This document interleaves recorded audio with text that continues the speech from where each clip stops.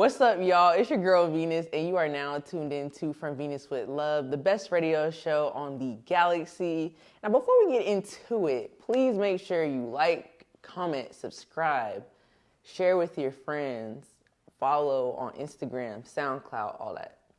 So, now we have a special guest, per usual. He is a videographer, producer, fire DJ, event curator, all that. Ladies and gentlemen, introducing SKRATS. Woo! What's good, world? How we feeling today? It's lovely to be here. I'm grateful. Thank you so much for pulling up on me. I feel like this is going to be a great interview. Yeah, let's do it. You know what I'm saying? Okay. I'm grateful to be here. So before we get into it, we're going to do a little icebreaker. All right. Okay. So we're going to call this top 3. So I'm just going to name like different categories, and you're going to give me your top 3 from each category. So top 3 favorite movies. Scarface, Goodfellas, Shutter Island. Okay. And that's off the top of the dome. There's probably some other ones I'll put up in there, but okay. Yeah. Top 3 favorite music genre. Hip hop, you know what I'm saying? Straight from the Mecca, so it's gotta be hip hop. Neo soul, R&B, and house. Yeah. House Okay. music for sure. Top 3 places you would never DJ at again. Oof. Cities or like locations? Anything, whether it's venues or cities, anything. Damn.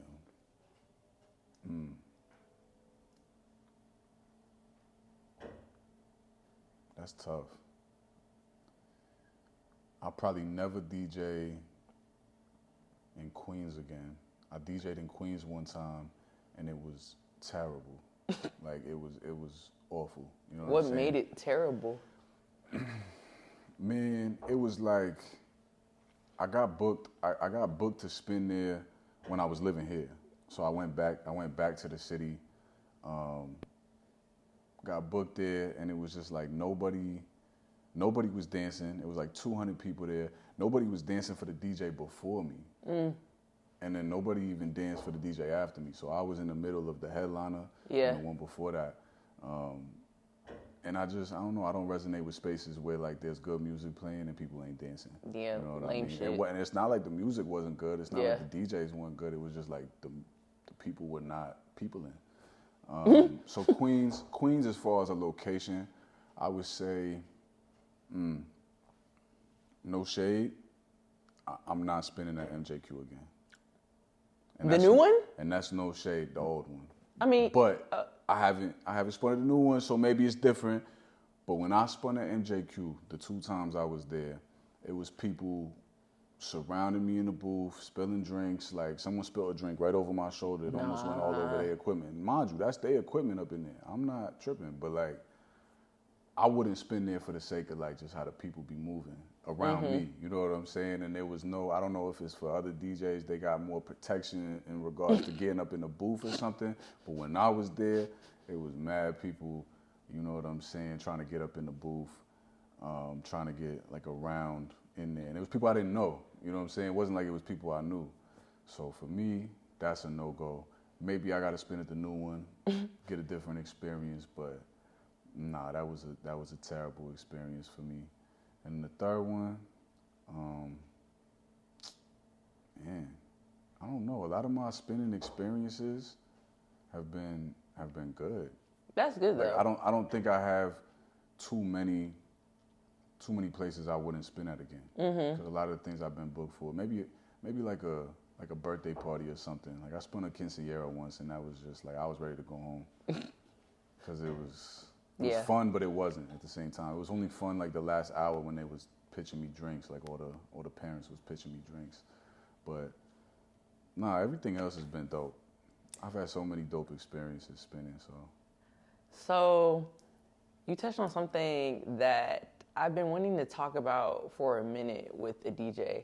How do you feel about the current state of DJing, especially when it comes to people being behind the booth and making it more DJ-centered rather than making it more about having fun and dancing and enjoying the party? How do I feel about like that as a whole concept? How do you feel about the current state of DJing, and how do you feel about people being behind the booth and putting all the focus of the party on the DJ rather than like coming there and actually enjoying it for themselves? Yeah. It's unfortunate when I see that as a continuing thing. Like when I see people facing the DJ more than they're facing each other. Yeah, like it's it can be sad to see sometimes. I get it though. Like, I understand why people would face the DJ because like we have DJs who are doing tours now. You know what I'm saying? And that's a reality where, you know, the act is the DJ. But when you're in the club, like if you at El Malo, if you at MJQ, if you at Palo Santo, wherever there's music being played, like I get the urge to look at the DJ and be focused on the DJ, but like dance with somebody. Like there ain't no reason. We in Atlanta, especially if we just talking about Atlanta alone, there's so many beautiful women out here. There's so many, you know, people that are there by themselves or with their homegirls or homeboys, whatever. Look at somebody, interact, and see what happens. You know what I'm saying? The music will bring you together. Music brings everybody together. So for me, I wish more people weren't facing the DJ. The DJ is not the center of attention. The DJ is there to provide the experience and provide the music and provide the vibe. So end of the day, like I wish more people would focus on dancing and interacting with each other because you really never know. I always told myself, like, I'm never going to meet my wife in the club. But if you're not looking for a wife right now, like, at least you get somebody to go home with or, like, meet up with again. Like, you might meet up with them again and have a good time, good experience. Go catch a date, you know what I'm saying? Atlanta's a perfect place to go get some food, get some drinks, or show up to the same spot you met them at again. So, you know, current state of DJing, you know, I don't know. I think we're over promoting maybe who's spinning sometimes, and we're bringing a lot of people from like out of the city into the city, and then you know what I'm saying, like, where it's like, bro, there's like a surplus of people here that I know. Like I could name off the top of my head people that are just super talented, who can supply the vibe for hours. You know what I mean? I know like female DJs who I know can spin for like 3-4 hours and not run out of music. You know what I mean? So it's like, end of the day, man, face the people, not the DJ. I think it's interesting that you said the whole like meeting your wife in the club thing, because at first I didn't understand like how people was doing that, but then I think about the times, like I don't understand meeting your person in the club now, but I could kind of understand how it was a thing back in the day, because legend has it they was actually interacting with each other. They was coming to the club to dance with each other and not necessarily, I mean, don't get me wrong, they was focused on the DJ in the sense that like they playing some hot shit, I'ma dance, but like they was coming to the club making genuine interactions, not giving a fuck about like pulling out their phones to get in the next boiler room moment when it's the club. So I could definitely see how that was a thing back then, but I agree wholeheartedly with what you said, like especially the whole bringing talent in, because it just makes me wonder, like, are y'all paying for the flight, hotel? And it's just like, it's cool to outsource talent, but I also think about like, I just feel like it would have been less hassle to get talent that's already here and could do the same thing, probably for the same rate or even a little bit cheaper. Not to say like underpay the DJs that are here and then pay more for the DJs that are out of state because of that, but like minus like flights and hotels, like you could have paid that rate. You know what I'm saying? Yeah. Well, I think too is like when it comes to like, okay, what is your event? You know what I'm saying? Yeah. Like because everybody right now, what I'm seeing is like the trend is like, oh, it's an R&B event. Oh, it's a house event. Oh, it's this or whatever. Like there's a theme apparently based around a genre. Yeah. And then you get there and it's not that. You know what I'm saying? Sometimes it's not that. I've been to a few with some DJs I know in the city, especially the female DJs. They do a good job of like keeping it on point with whatever theme that they based it around. But like, you know, with the themes, it's like, okay, are y'all looking into these DJs for persona and how they market themselves and what they are as far as an image, or are you looking into these DJs as far as what they play and how they play it? I feel like it's the former a lot, because I feel like a lot of people are looking at DJs to be marketing, whether it's directly when they're saying you need to post this flyer, or like indirectly, like I know this DJ has following and I know they're gonna bring a certain crowd because they did this and went viral, or they you know. That's a fact. So, yeah. But anyways, let's get into you a little bit. So, who is SKRATS? Like, how did we get here? SKRATS. Well, first of all, I'm gonna make this publicly known for whoever's watching it. SKRATS is actually my last name backwards. I'm not gonna tell y'all my last name. Y'all could do the 1, 2. But my mother gave me that nickname. You know what I'm saying? Yes, I'm from New York, if it's not apparent already. But my mother gave me that nickname when I was real young, and you know, I just kind of was like, all right, when I got into art, when I got into being a creative, what was I gonna call myself? And I was just like, that's so convenient. That. And I still be in like locations trying to tell people what my name is. They'd be like, what's your name? I'd be like, oh, SKRATS. And they'd be like, Scratch?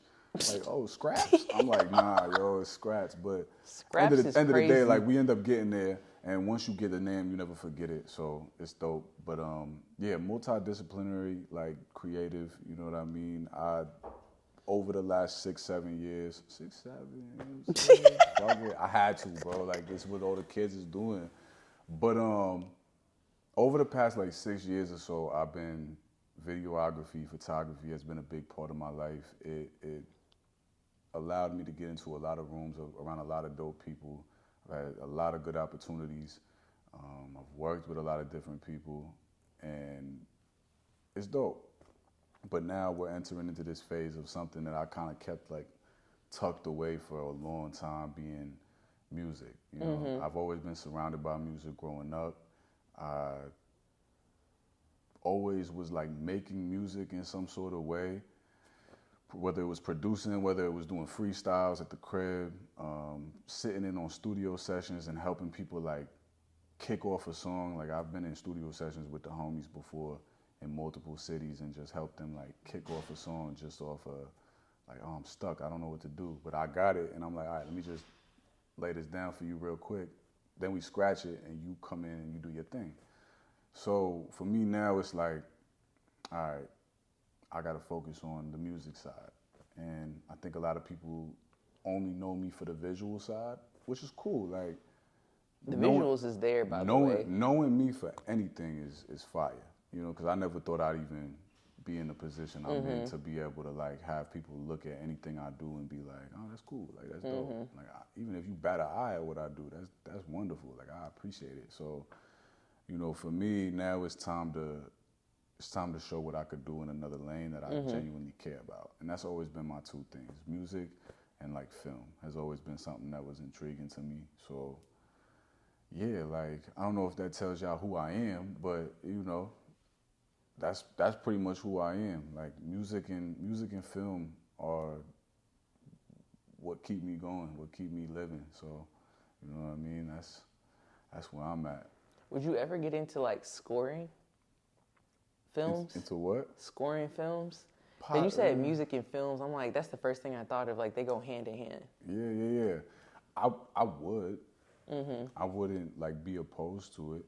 I think like where I'm trying to go in music is more like, I want people to dance. You know, I want to play some shit that like I literally, if I produce some shit or if I make some shit, I want anybody who's in that vicinity to not even be able to focus on the DJ. Like, all they can focus on is dancing. Yeah. So it's like, that's like what I'm chasing, and I'll probably never get there.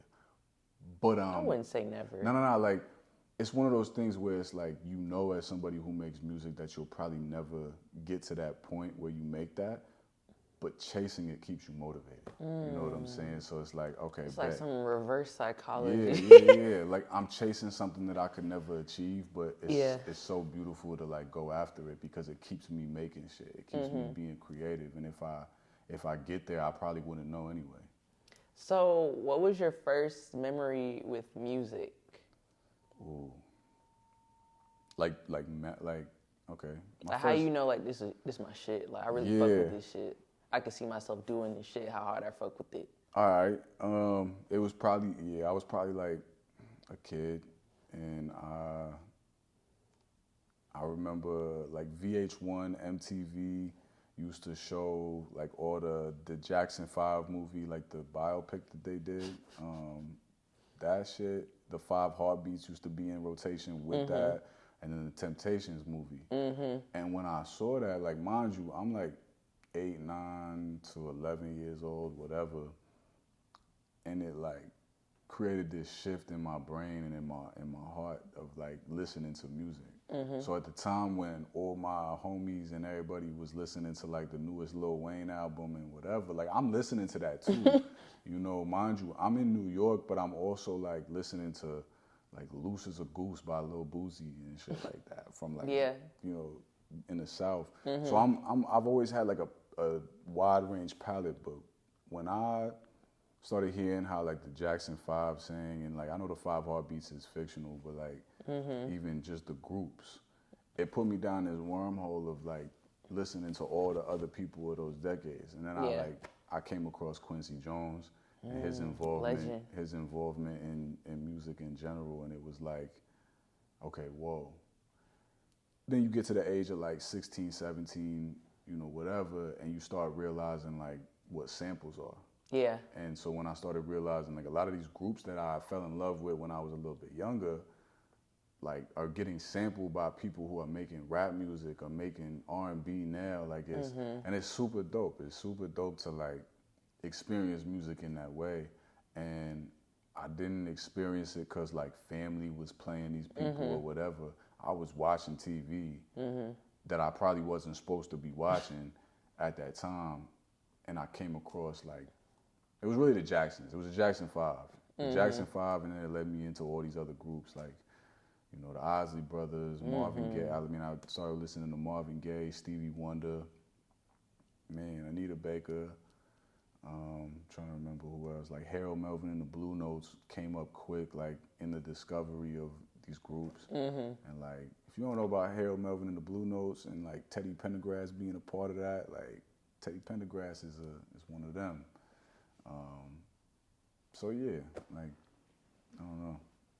So what would you say inspires you, whether that's like in general, through your art, in videography or DJing and music producing in general?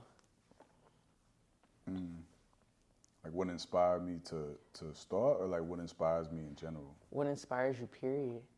And how do those inspirations like manifest themselves within your art? Man,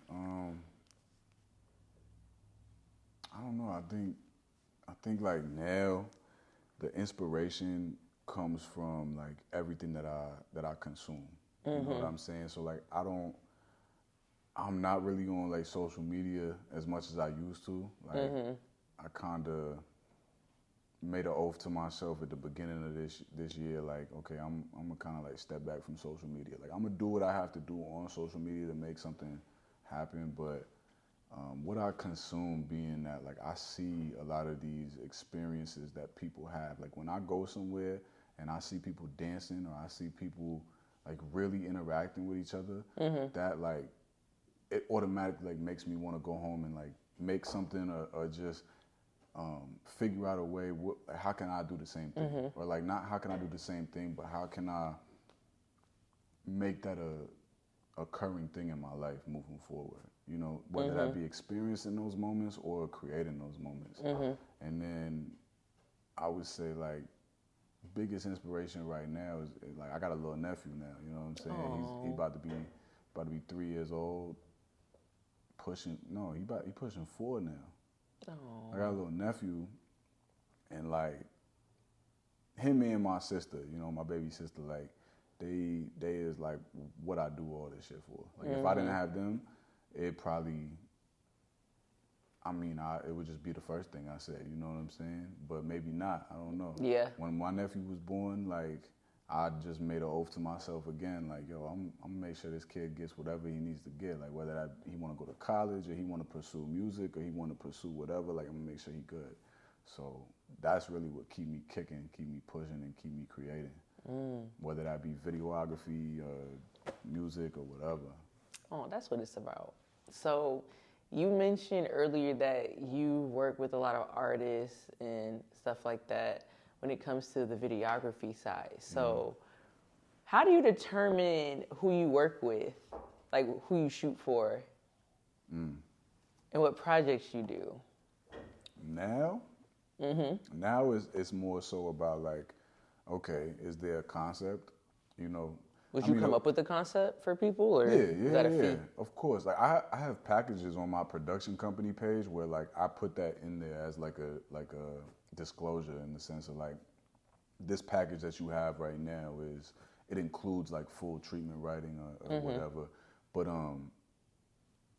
in regards to like who I work with, who I choose to work with now in regards to video work or photography or whatever, like I prefer those people that have like some sort of concept in mind. Yeah. And like I want it to be an appealing concept, you know, like I don't want somebody to hit me up and be like, hey, can you do this? And it's a video of like NBA Youngboy or like whoever. No disrespect, you know, to anybody doing their thing, but I don't want to do work that imitates or tries to imitate. I want to do something that's original to you, and that makes me feel fulfilled in the sense of like what I'm creating with you, whether you're paying or whether it's like a barter service or whatever. So with that, it's just more or less, you know, it's either going to be one or two things. It's going to be concept or it's going to be budget. Because some people have these brilliant concepts, but it requires a big budget, and they don't have that. You know what I'm saying? And it's like I could do my best to fulfill that for you, but if you don't have the budget, like a lot of people don't understand the budget don't necessarily come to me. What if the budget is like, oh, this is nice, but the concept trash, or like you don't believe in what you about to shoot? Yeah. It depends. Like, it depends on how busy I am. Like, if I don't really got nothing going on in that season or something like that, or if I got the time, like, I'll do it. Even if I don't like doing it, but the paycheck is there. You know what I'm saying? That's all about, that's just business. You know what I mean? Yeah. If it's something I don't agree with, that's different. Yeah. But, like I'm not taking my camera in the club. You know what I'm saying? I'm not doing that. Even if the budget right? I'm not doing that. Oh. I'm not taking my camera in the club because it's not like when you talk to somebody who's like doing a club event or something, they're not even open to having that conversation of like, oh, okay, well, can you make sure that this is handled in case my camera gets damaged or whatever? Like, that comes back on me, you know what I'm saying? And I'm more likely to probably damage my equipment in a club than I am like anywhere else, honestly. Yeah. So stuff like that, nah. But if it's just like the budget is there and you want to shoot something that like imitates your favorite rapper's videos, cool. Like, I'll do it. I'll do it for you. But, you know, a lot of people don't understand the budget doesn't really come to me. What do you mean? The budget is spent on a lot of other things that I have to take care of before the production even starts. And I end up leaving with maybe like 45% of whatever they paid me. So, you know. So, what's something that a lot of people don't know about you? Something a lot of people don't know about me. Dang. I think a lot of people probably don't understand that I suffer from some pretty bad anxiety, like really bad anxiety. Same. Not just on like, especially on a social level, but like on a personal level. You know what I'm saying? Like, it's one of the biggest reasons I put myself in therapy like 2 years ago. That's great. Put myself in therapy 2 years ago, like just on a whim of like not necessarily being that my anxiety or anything going on in my life is like hindering me waking up and doing what I got to do. Yeah. But like, I got to get this shit off my chest. Like, I got to talk to somebody, you know? So like, my anxiety, people probably have seen it. Like, if anybody's ever like paid attention to me past like the hello, they've probably seen me like pop in somewhere, and then like next thing you know, like he's gone. Like, I'm Oh, that's anxiety? I'm at the crib. Yeah. Oh, like if I pull up to something social or whatever, and it's just like if my anxiety kicks in, and there's too much going on, I dip. And it's not like I'm dipping because I don't want to be there. I don't want to like be around people or whatever. It's just like if my anxiety gets triggered for whatever reason, I can't. like I start to like I can't breathe. I'm getting hot. Like I gotta go. But like luckily, like therapy's helped with that a lot over the last 2 years in the sense of like, okay, I could be in this environment, and I'm good. Like I'm okay. You know what I'm saying? I talk to people. You know, if you come up to me, you talk to me, like I'm gonna have a conversation with you. I'm not just gonna be like, oh yeah, what's good, bro, and like dap you up and then give you the cold shoulder. Like anybody could come up and talk to me. You know what I'm saying? And that's another thing a lot of people don't know about me. I probably look like I got a stone face when I'm outside or whatever, but like if you come up and you talk to me, bro, I'm open arms. Like, let me know what's up. You know what I'm saying? Like, what do you do? Where you from? Now, if the music is like banging right in my ear, whatever, I don't need you to be yelling at me of like what you do and how you want to work and this, that, and the third. But like, or a nigga come up on you, whisper. Yeah, bro, please do not try to freestyle over the beat that's playing in the spot. Like, I don't want to do that. But like, yeah, like I got super bad anxiety. So if you've ever like had an experience with me and it was awkward or whatever, like, please don't take it personally. You know what I'm saying? And that's probably just my anxiety getting the best of me. So how's therapy been for you? A lot of men don't do that, or they don't admit to it. Yeah, therapy's dope. I got a really good therapist too. I had to shop around a little bit. Like I had to go through like 2 or 3 therapists before I landed on one that I really relate with. And that's a lot of things that people don't realize. Like they'll go and try therapy and they'll try like one therapist and they'll be like, oh, this ain't for me. And it's like, nah, like you didn't do that when you started doing something that you care about, like something that you're passionate about. You didn't do that when you started DJing or when you started making music or whatever. You didn't like try something and then it didn't work out and you didn't just try again or try another way. So therapy's dope. I would say like it really is providing me with a lot of tools. Like that's what therapy really is. It's like they're there to provide you with tools that you can use in situations that you feel triggered. Everybody has different triggers. Like your trigger might be something that's more from the opposite gender. Your trigger could be social anxiety. Like your trigger can be something that someone says in particular. So I think for me, therapy's just provided me with tools on how to handle my triggers, you know? And a lot of my triggers are just being awkward, like just being like, you know, super weird in social environments. Like I have it all in my head of how I'm gonna approach a situation, and then it's the complete opposite. Like when I get there, and it might throw some people off. Yeah. But you know, therapy's good, and anybody who's considering it, I think you should do it. You know, I'm fully like pro therapy. And not so pro like prescription, you know. I genuinely think that nobody needs to be prescribed anything to handle like anything emotional. I think it's all about your environment. Like if you're going through something where someone's trying to prescribe you something, I think, you know, and at the same time maybe you're somebody who's like out at the club all the time. You might need to just stop going to the club and focus on the therapeutic side. Like go stretch a little bit, yeah. I stretch every morning, and that has helped me gradually. You know what I'm saying? My homegirl put me on to just stretching every morning, doing breathing exercises. And then, yeah, therapy's dope too, so. I love to hear that. People, since we're on the topic of mental health, people are always talking about like checking on your friends. And I feel like with men, especially like, I've been told by multiple men that it's like a thing that y'all don't feel like society cares about, like how y'all doing or how y'all feeling, only like what y'all can do. Yeah. So as a man, how do you feel like your friends and family could like contribute positively to your mental health, just besides like checking in and be like, you good? Yeah. I think it could always be better, like in that area. You know what I mean? Like it could definitely always be better when it comes from getting support from like your family, your friends. But like what a lot of people gotta remember is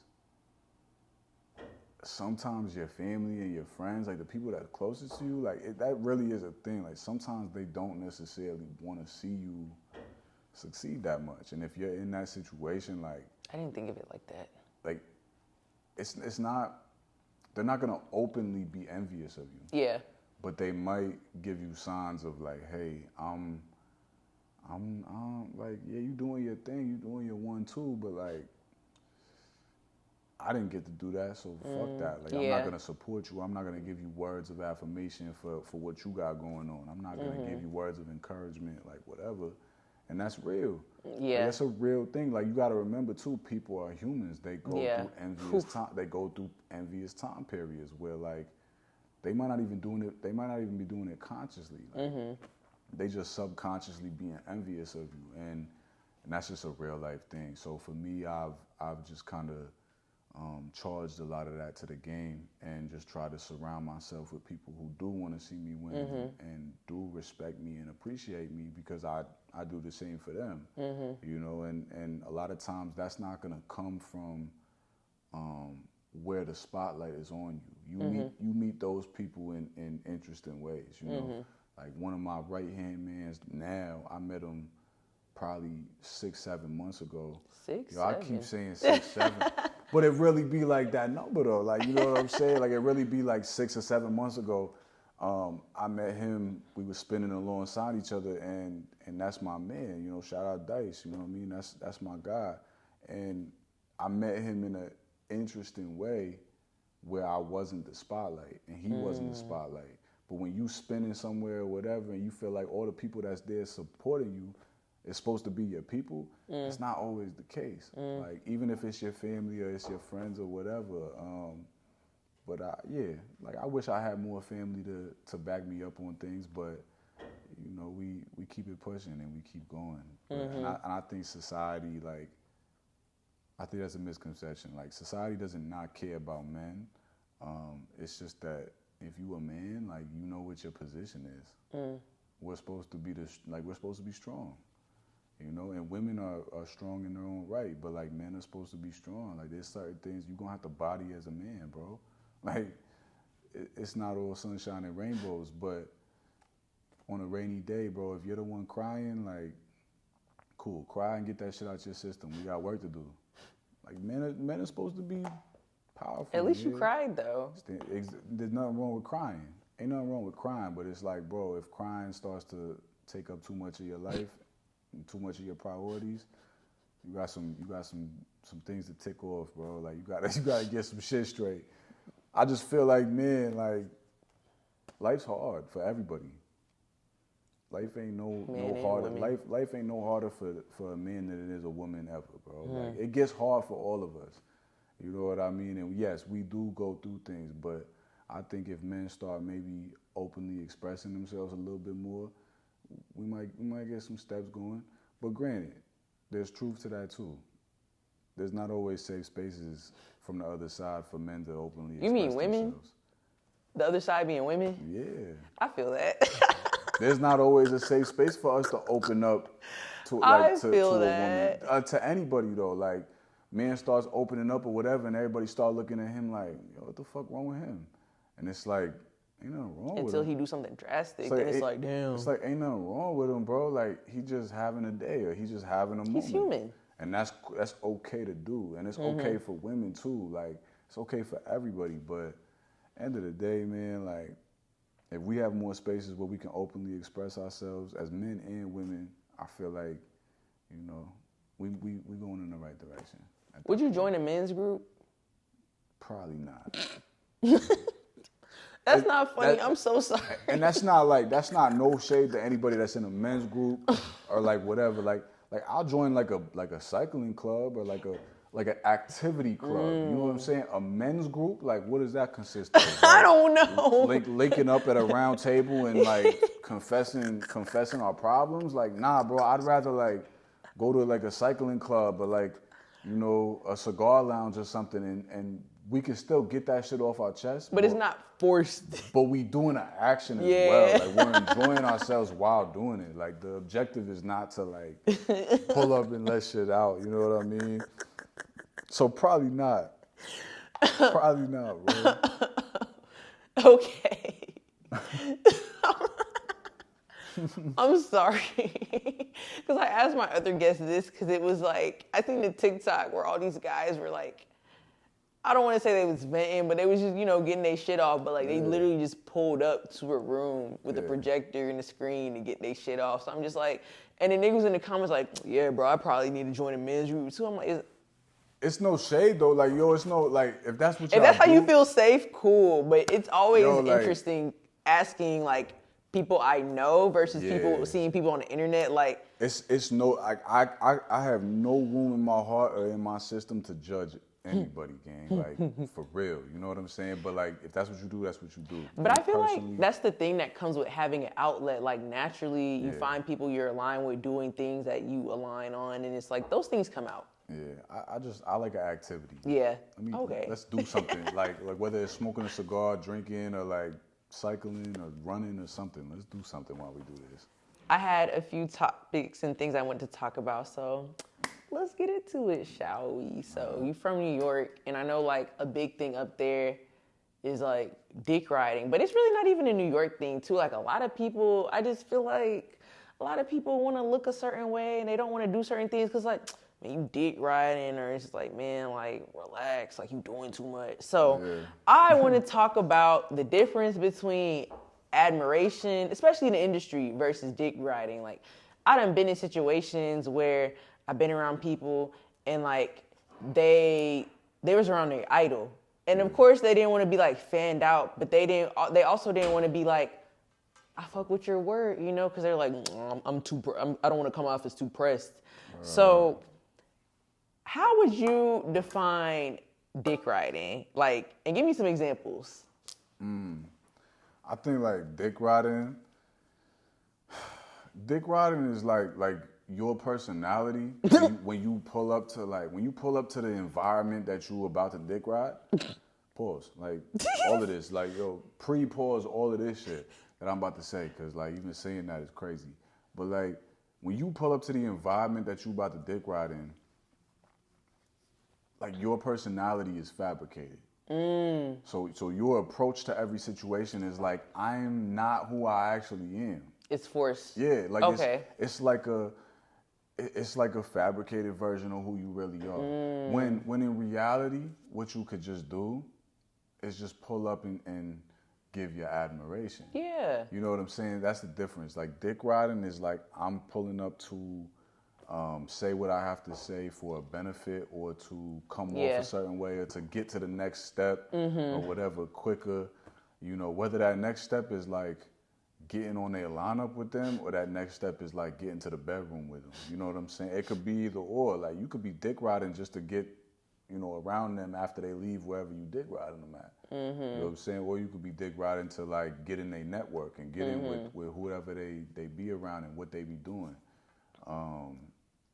But I mean, you know, that's a thing, like fabricated personalities when you dick riding. You know what I'm saying? You dick riding if you got a fabricated personality when you talk to me, gang.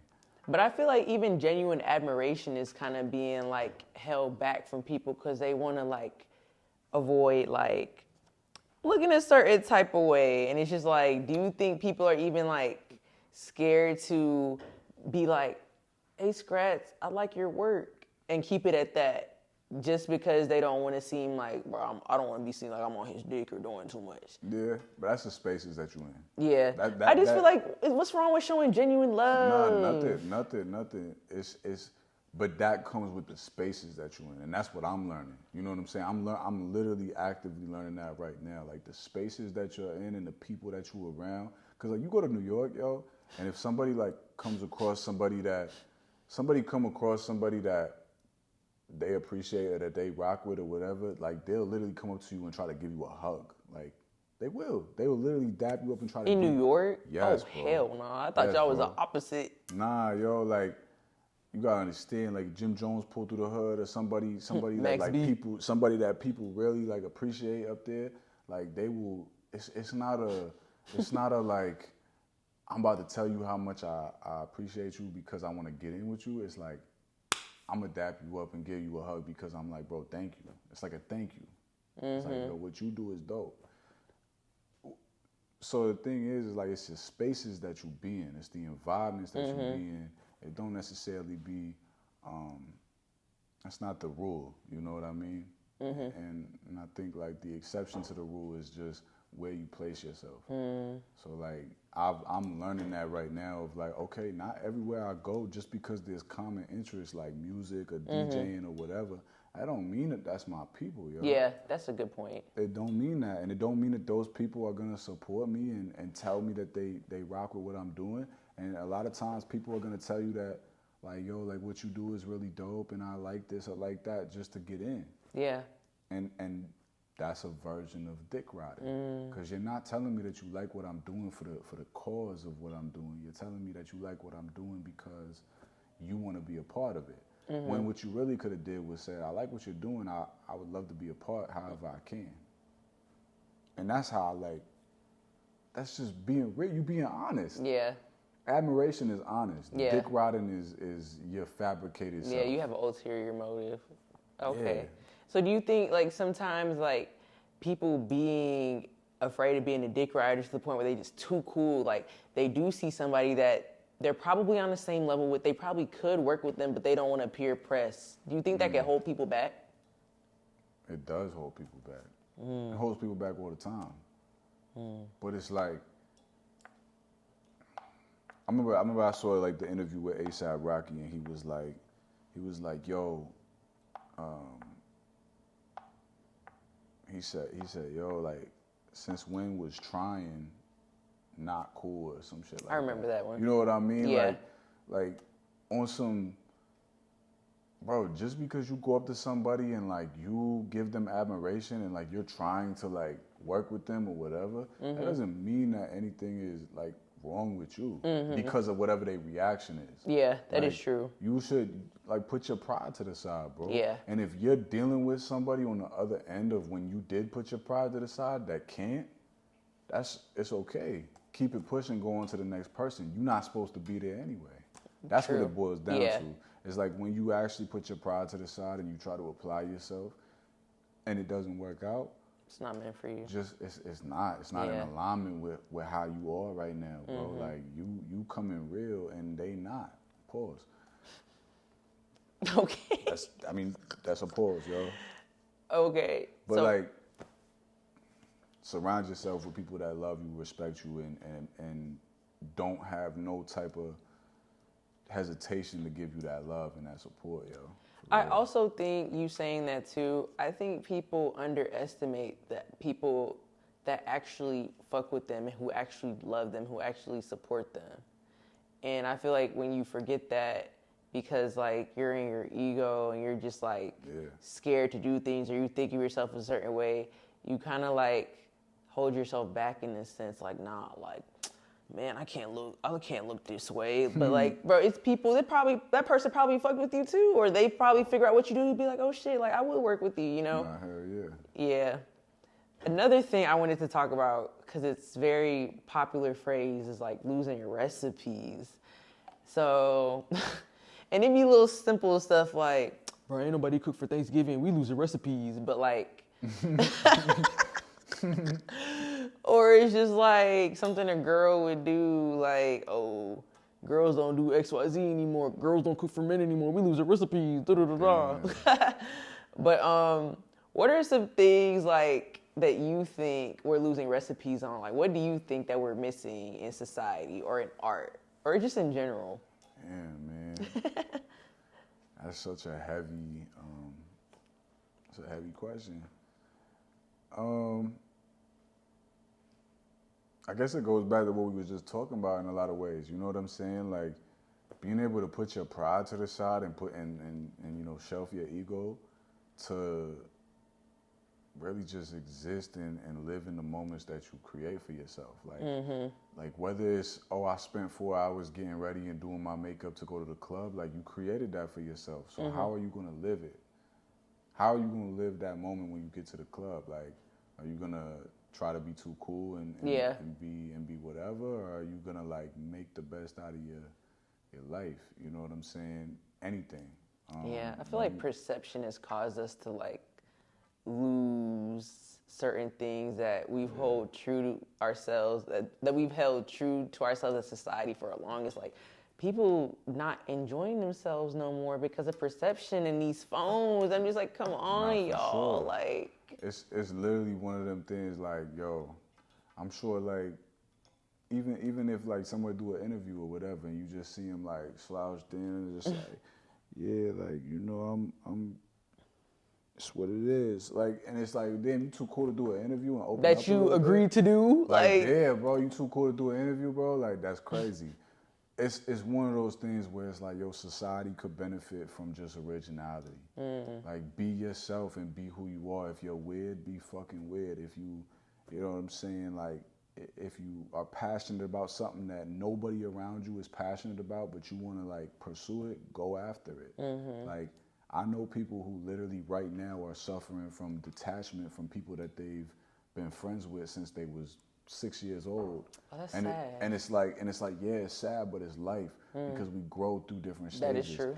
You could grow through a year and lose touch with people that you've known for 15. And that's just reality. So at the end of the day, like, if you live your life with light and love versus shame and guilt, I think that'll help a lot of people. But a lot of people live their life in shame and guilt because they don't want to confront whatever's holding them back. Yeah. When you go to therapy, that's a confrontation of what you know is wrong with you. Oof. People don't want to do that. That's a lot of accountability. But it's not even necessary. Just to go to therapy, because I know instances of people going to therapy and they can't keep it real with themselves. So how you going to expect to keep it real with the therapist? Like, you just playing in her face, but you spending your money though. They still getting paid. That's what I'm saying. Like, it's a confrontation of self, and not everybody's ready for that. And that's right. And that's it's okay because everybody's going down their own journey. But like, at some point, no matter who you are, no matter what your life is set up like, you're gonna have to confront yourself. I just wish, like, as society, and I feel like these two go together. Like, we were more empathetic and we had more of a sense of community, especially right now. Like, everybody fucked up. You know, like, even if it's not monetarily, it's like mentally. And I just feel like it's so crazy how someone that you care about shares their experience with you, and you're like, well, because that's not my experience, I don't understand. But I'm just like, I don't know. Like, I'm the type of person, I might not have went through nearly none of the shit that you go through, but I feel for you because I care about you. And as a human, I've been sad. I see you sad or going through it. Like, that's real. Why can't we just have that empathy for each other and not make it about us and make it about, bro, I see you feeling this type of way. Like, I'm here for you. What do you need? Like, I'm going through it because you going through it. And that comes with community too, because I'm just like. That's tribe. I just noticed this summer, and maybe it was different for you, but not a lot of people were doing cookouts. And to me, I'm like, you have an apartment, you have a place to live.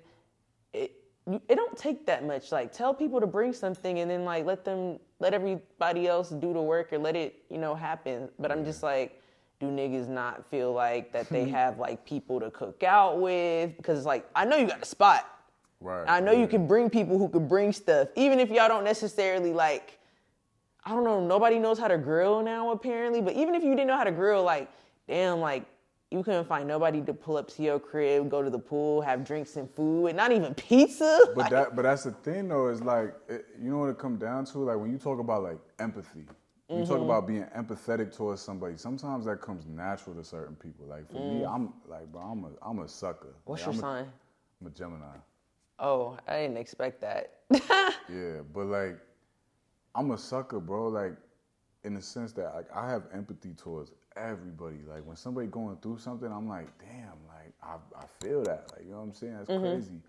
But do you feel that same energy that you feel towards people towards you?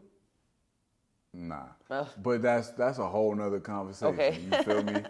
But at the end of the day, like, having empathy a lot of times for a lot of people takes effort. It's not a natural thing for some people. So, like, when you talk about doing a cookout or whatever, like, there might be like 2-3 people that are like, yeah, let's do it. Like, whatever, cool, let's do a cookout. But for everyone else, it's like an effort. Like, oh, well, how far is it from like where I live at? Or like, all right, well, do I gotta bring anything? Or like, should I bring do I need to bring a bottle or whatever? But what this resorts back to is the conversation we just had in the sense of tribe.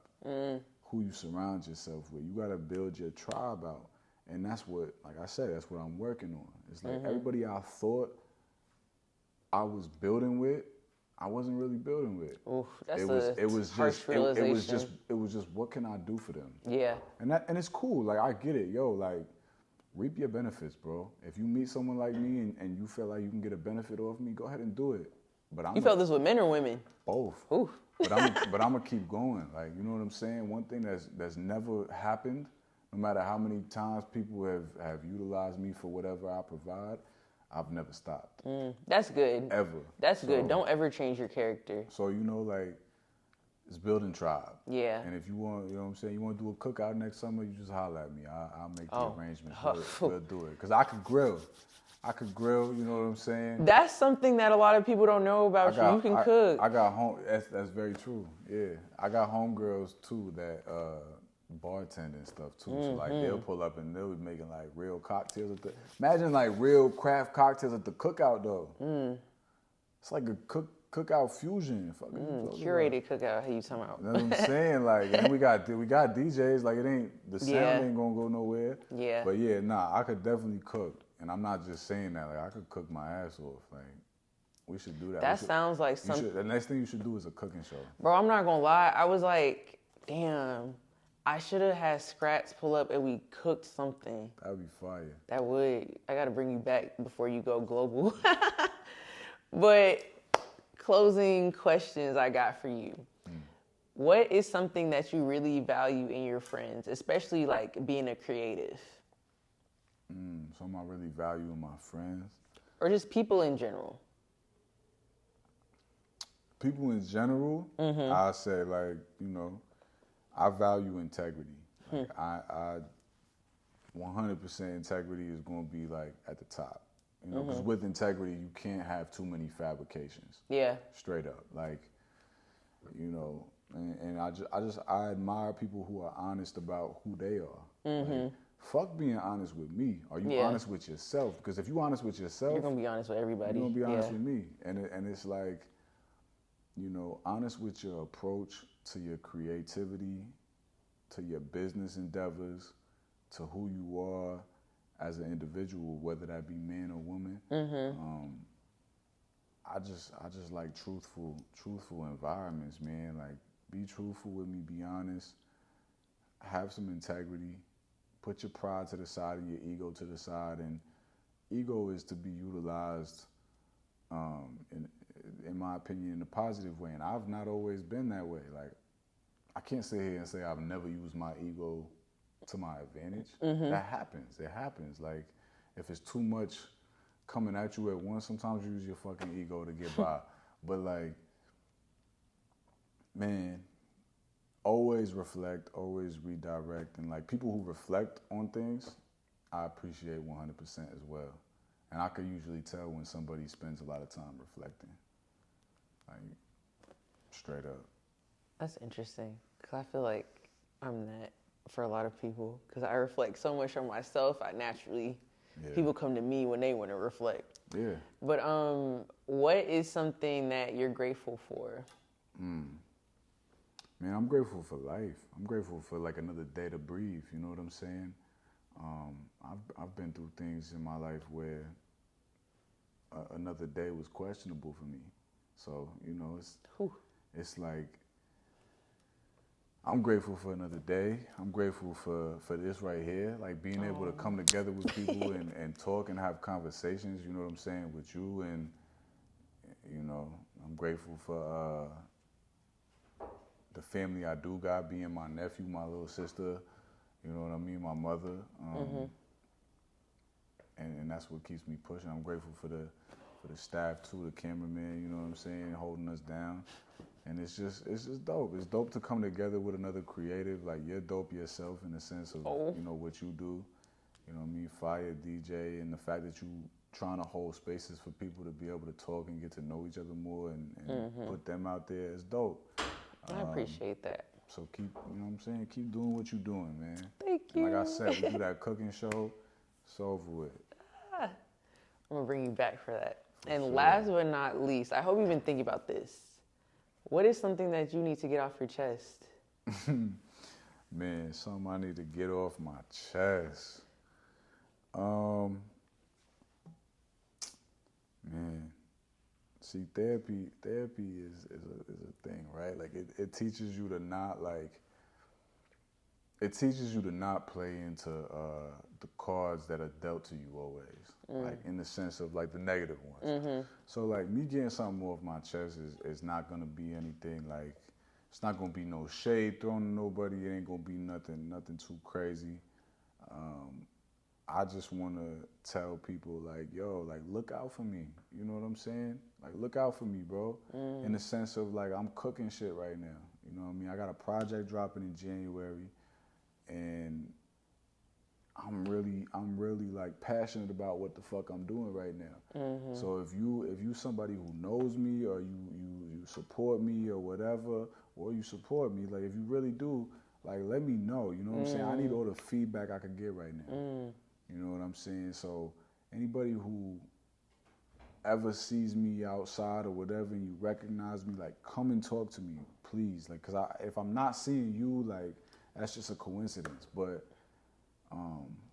man, I'm coming. You know what I mean? That's what yeah, big pause. But, like, when I say that, bro, I'm just mean, like, yo, look out for me. Like, I'm coming through swinging. Deadass, I'm coming through swinging, and like, I got shit coming on the way, pause.